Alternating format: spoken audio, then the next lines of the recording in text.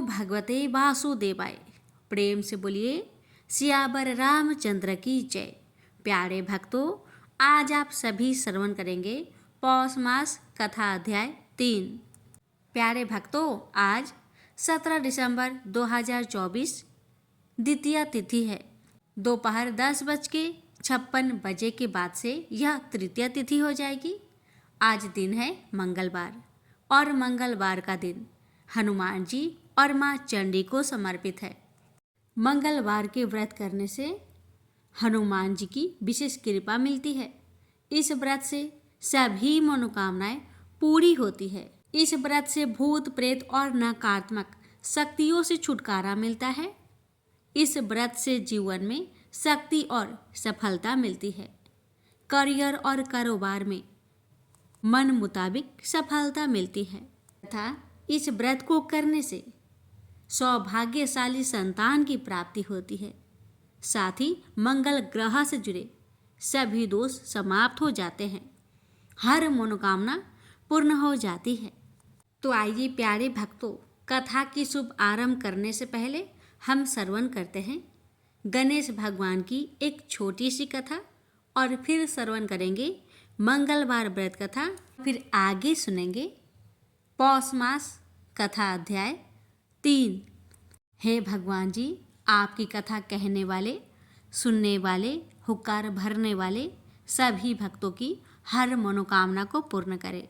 इसी प्रार्थना और अपने जीवन की मंगल कामना के लिए इस कथा का रसपान करते हैं। प्रेम से बोलिए जय श्री गणेश। एक बुढ़िया माई थी। मिट्टी के गणेश जी की पूजा करती थी।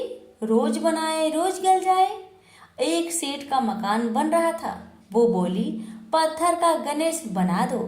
मिस्त्री बोले, जितने हम तेरा पत्थर का गणेश करेंगे उतने में अपनी दीवार ना चिनेंगे। बुढ़िया बोली, राम करे तुम्हारी दीवार टेढ़ी हो जाए। अब उनकी दीवार टेढ़ी हो गई। वो चीने और ढा देवे, चीने और ढा देवे। इस तरह करते करते शाम हो गई। शाम को सेठ आया। उसने कहा, आज कुछ भी काम नहीं किया। वो कहने लगे, एक बुढ़िया आई थी। वो कह रही थी, मेरा पत्थर का गणेश गर दो। हमने नहीं गरा तो उसने कहा तुम्हारी दीवार टेढ़ी हो जाए। तब से दीवार सीधी नहीं बन रही है।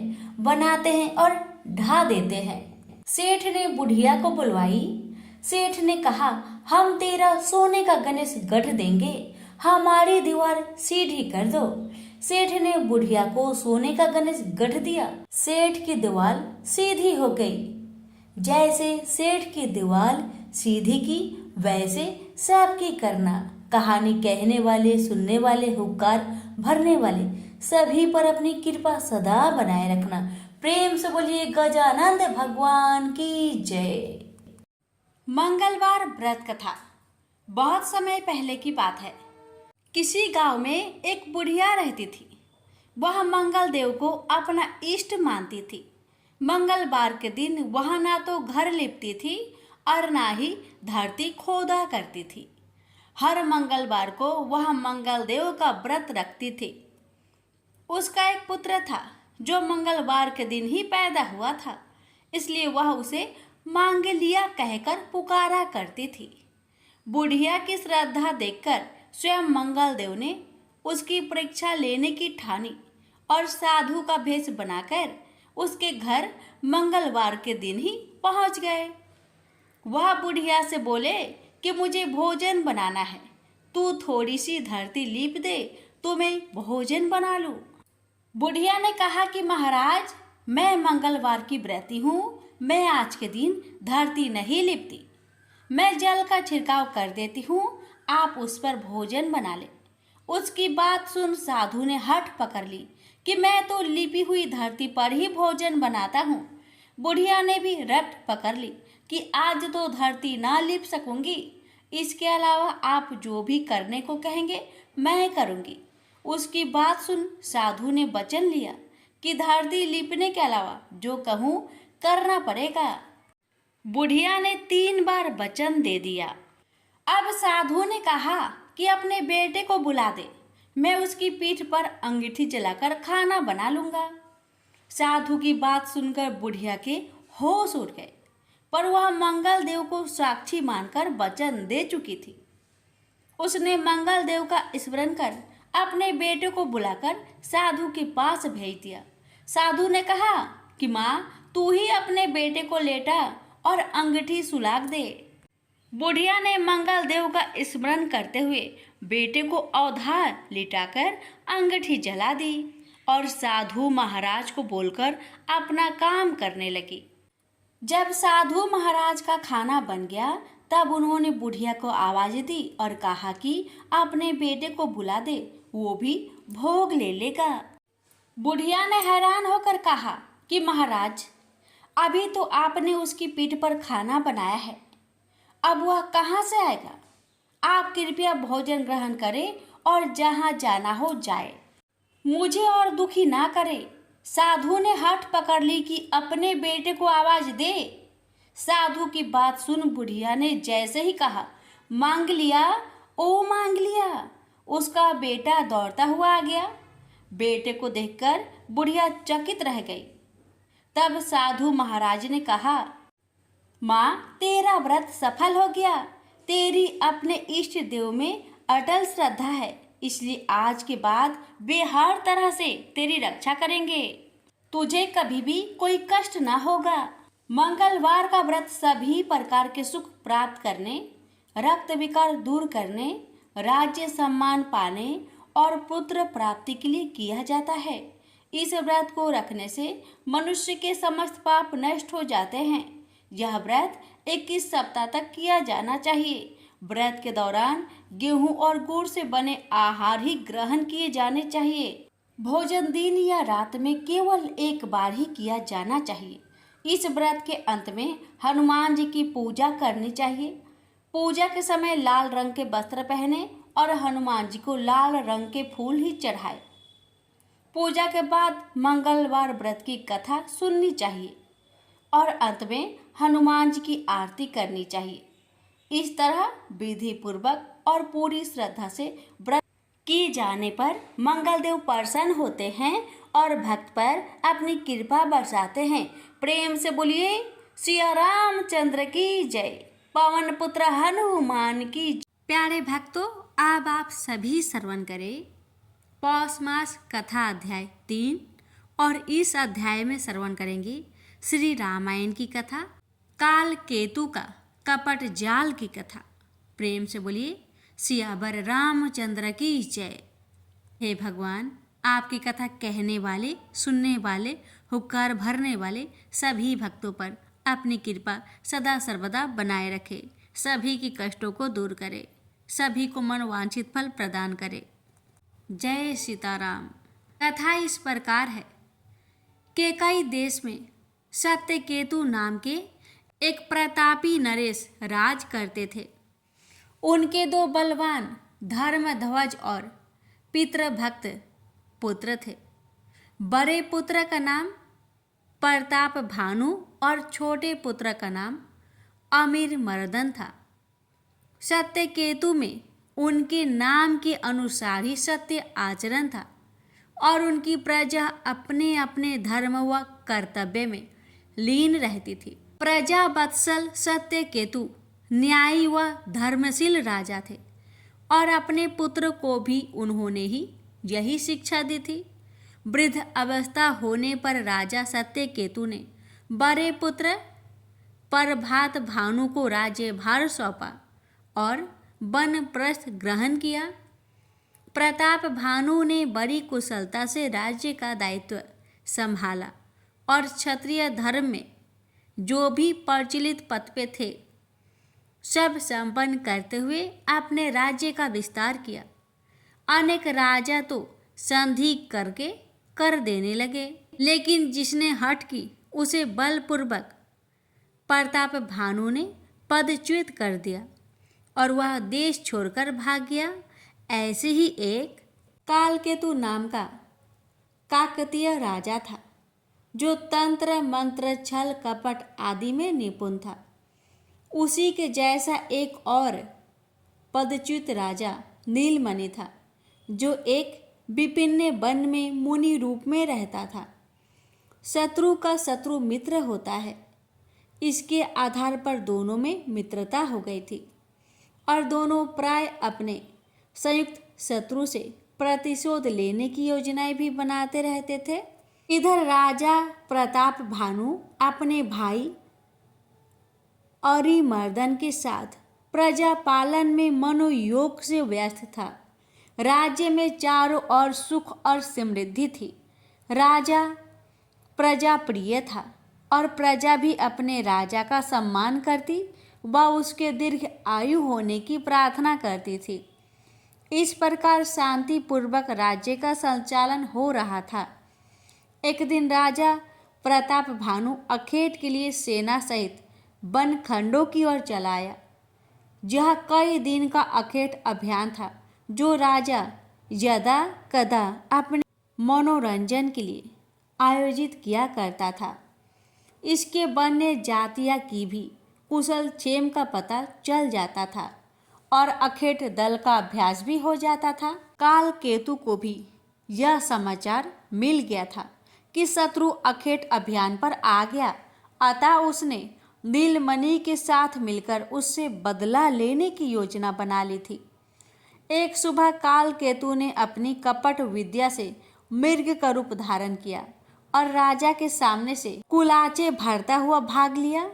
राजा प्रताप भानु को उस मृग की चुनौती विचित्र लगी, जैसे उसने आमंत्रण दिया हो। राजा ने अपना घोड़ा उसके पीछे लगा दिया।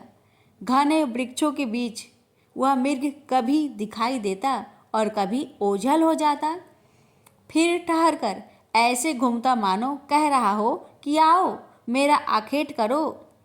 राजा ने साधकर अनेक बाण चलाए, परंतु मृग की चपलता के सामने एक भी बाण उसे स्पर्श न कर सका। सुबह से दोपहर और दोपहर से शाम हो गई और वह मृग राजा को भटकाकर दूर जंगल में ले आया। राजा प्रताप भानु को इतनी दौड़ धूप के बाद भी मृग हाथ से निकल जाना क्षुब्ध कर रहा था। भूख प्यास से भी अपना प्रभाव दिखाना शुरू कर दिया था। न जाने शिविर किस दिशा में और कितनी दूर था। दिशा भ्रम हो गया था। संगी साथी सब बिछुड़ गए थे। सूर्यास्त होने पर जंगल में अंधेरा और भी गहरा हो गया था। मृग तो अब मरीचिका ही बन गया था। अश्व भी थक गया था। राजा अनुमान से ही एक दिशा में चल दिया। वह जितना आगे बढ़ता जाता उतना ही वन सघन होने के साथ ही अंधकार भी बढ़ रहा था। जाने कितनी देर भटकने पर राजा को बहुत दूर अग्नि की लौ दिखाई दी। वह जानता था कि उसके सैनिक उसे खोज रहे होंगे। वह अग्नि प्रकाश की ओर बढ़ता चला। समीप आने पर देखा कि एक मुनिवर ध्यान मग्न होकर धुनी रमाए बैठे हैं। राजा को राहत हुई कि भोजन न सही जल तो मिल ही जाएगा। राजा ने अश्व को वहीं छोड़ा और स्वयं मुनि के समीप पहुंचा। वहाँ एक छोटी सी कुटिया थी जिसके सामने मुनिवर धुनी रमाए बैठे थे। राजा के पैरों की आहट से संभवतः मुनि का ध्यान भंग कर दिया था। केकई नरेश का स्वागत है। मुनि ने मीठी वाणी में कहा, आइए राजन, हम आपकी ही प्रतीक्षा कर रहे थे। नियति ने आज की रात्रि परवास यही निश्चित किया है। मुनिवर प्रणाम, आप तो त्रिकालदर्शी हैं महामुने, जो मेरे परिचय और आगमन के विषय में पूर्व निश्चित थे। राजा कौतूहल से बोला, मुनिवेशी, नीलमणि ने शत्रु को अपने जाल में फंसा जानकर मीठी वाणी से अपनी विद्या की प्रशंसा करते हुए राजा के विषय में बहुत कुछ बताकर उस पर विश्वास जमा लिया। राजा तो उनका भक्त हो गया था। मुनि भेष में शत्रु भी तो हो सकता है, ऐसा तो उस सज्जन राजा ने विचार तक नहीं किया था। मुनिवर ने राजा को पीने के लिए जल दिया तो जैसे उसके प्राण लौटे। फिर खाने को कुछ फल भी दिए, जिससे राजा की क्षुधा भी शांत हुई। मुनि रूपी नीलमणि ने बताया कि वह कभी इंद्र का रसोइया था, जिसके बनाए भोजन से बुद्धि स्वास्थ्य और निर्मल रहती है और इसी कारण देवता इतने समृद्ध और ऐश्वर्यशाली थे। उसने ये भी कहा कि वे पृथ्वी पर कुछ दिन के आनंद प्रवास हेतु इंद्रदेव से अवकाश लेकर आए हैं। प्रताप भानु उसकी छल भरी बातों में फंस गया था और उसने अपने कल्याण की आशा करके ऐसा कोई उपाय पूछा जिससे उसका वैभव अस्थायी हो जाए। राजन, यदि मेरे द्वारा बनाई गई रसोई को तुम 1,00,000 ब्राह्मणों को अपने हाथों से परोसकर खिलाओ तो उन सबके आत्मिक आशीष से तुम्हारा वैभव अस्थायी और अपार हो जाएगा। परंतु यह अत्यंत गुप्त भोजन होगा जिससे मेरे विषय में किसी को पता ना चले। मेरी गुप्त रसोई में सारी सामग्री उपलब्ध हो और मेरे पास कोई भी ना आए। राजा प्रताप भानु काल केतु और नीलमणि के कपट जाल में फंस चुका था। वह क्या जानता था कि मायावी काल केतु और छली नीलमणि जैसे उसके 2 अज्ञात शत्रुओं ने बिना युद्ध किए ही उसके समूचे कुल व राज्य का विनाश करने का कुचक्र रच दिया था। प्रताप भानु ने हर्ष और आशा से भरकर गुप्त रसोई का निर्माण शुरू कर दिया और 1,00,000 ब्राह्मणों को महाभोज का निमंत्रण भेज दिया। ब्राह्मणों के लिए भी यह कोई आश्चर्य का विषय न था, क्योंकि राजा लोग ऐसे आयोजन प्राय करते रहते थे। राज्य के साधारण समाज को भी महाभोज में बुलाया गया था।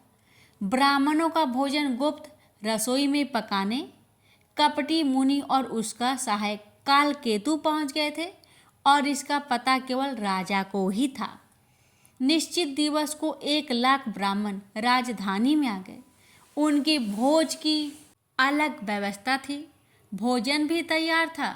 गुप्त रसोई से आ रहे भोजन को राजा अपने हाथों से परोस रहा था। जब ब्राह्मणों ने भोजन करने के लिए पहला कौर तोड़ा ही था कि आकाशवाणी हुई जिसने ब्राह्मणों को सन्न कर दिया। अरे ब्राह्मणों, इस भोजन को ग्रहण न करना।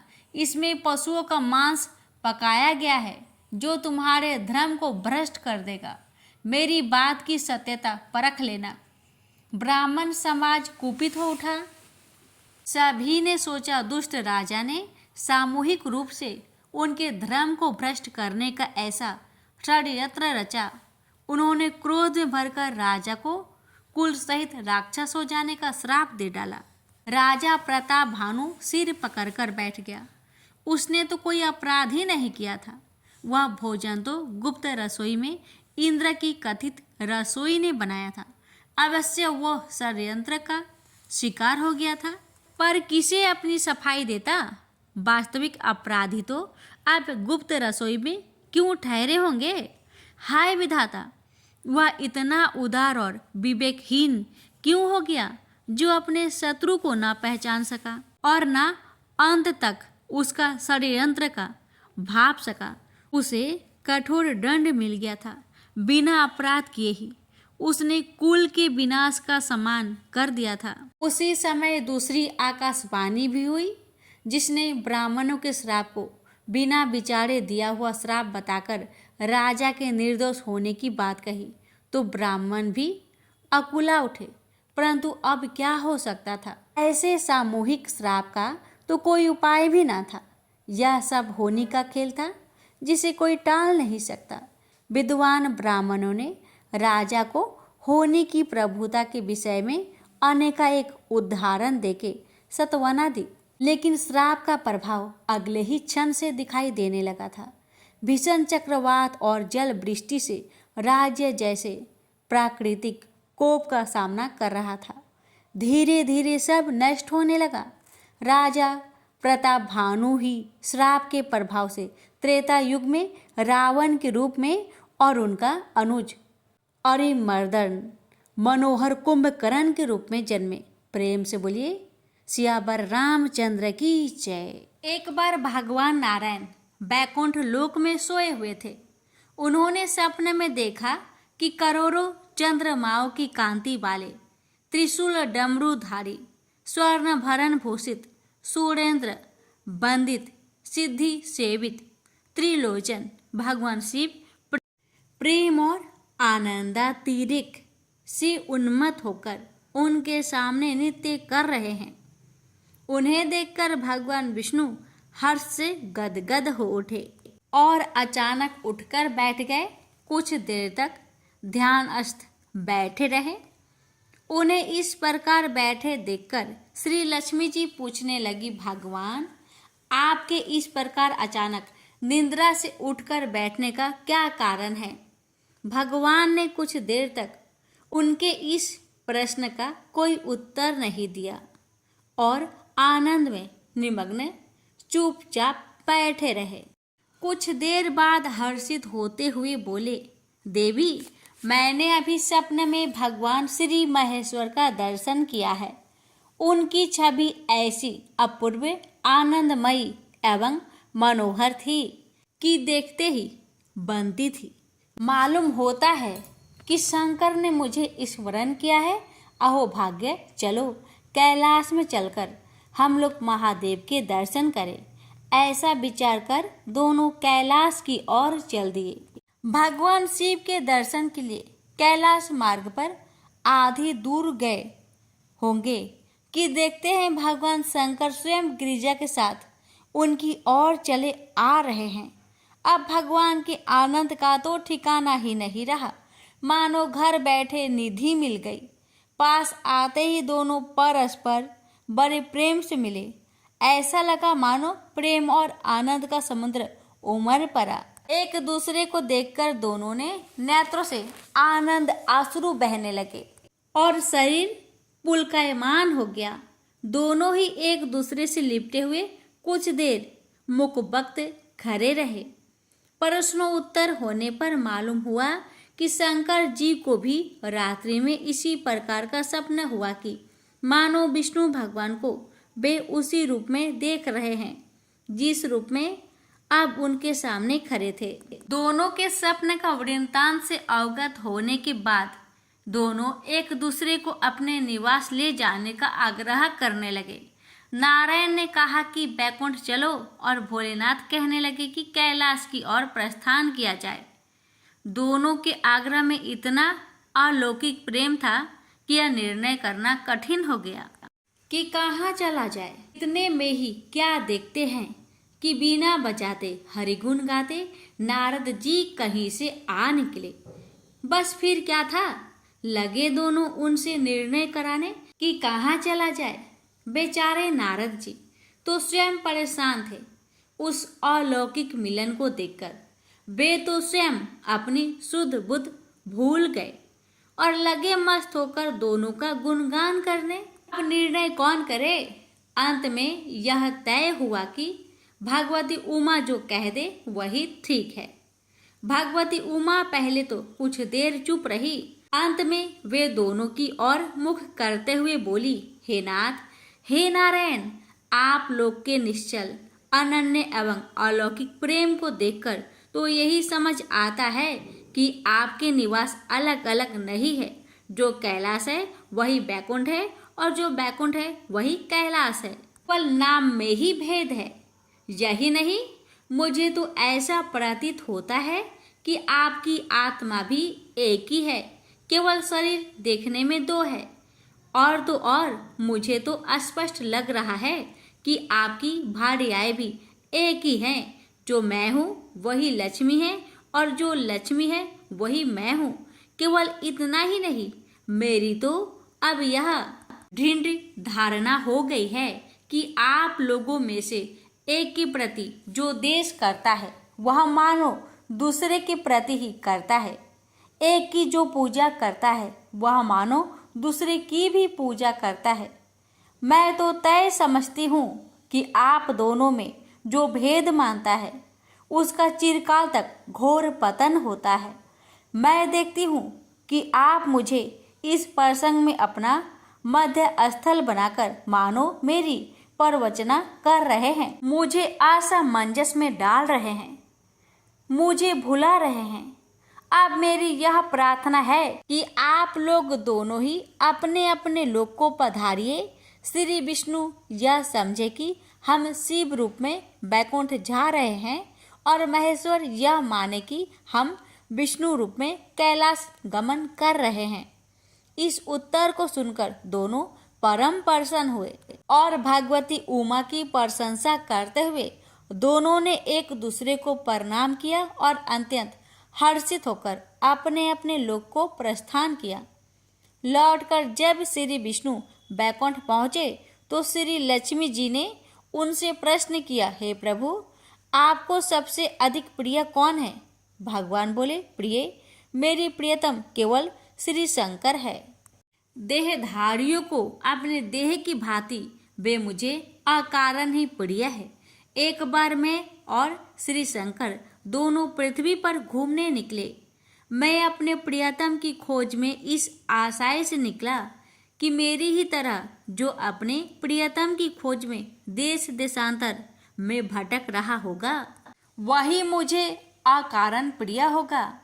थोड़ी देर के बाद मेरी श्री शंकर जी से भेंट हो गई। वास्तव में मैं ही जनार्दन हूँ और मैं ही महादेव हूँ। अलग अलग दो घरों में रखे हुए जल की भांति मुझ में और उनमें कोई अंतर नहीं है। शंकर जी के अतिरिक्त शिव की चर्चा करने वाला शिव भक्त भी मुझे अत्यंत प्रिय है। इसके विपरीत जो शिव की पूजा नहीं करते वे मुझे कदापि प्रिय नहीं हो सकते। इस तरह जो शिव की पूजा करता है वह बैकुंठवासी विष्णु को भी स्वीकार है और जो श्री विष्णु की वंदना करता है वह त्रिपुरारी को भी मान लेता है। प्रेम से बोलिए हर हर महादेव। माता पार्वती की जय। लक्ष्मीपति विष्णु भगवान की जय।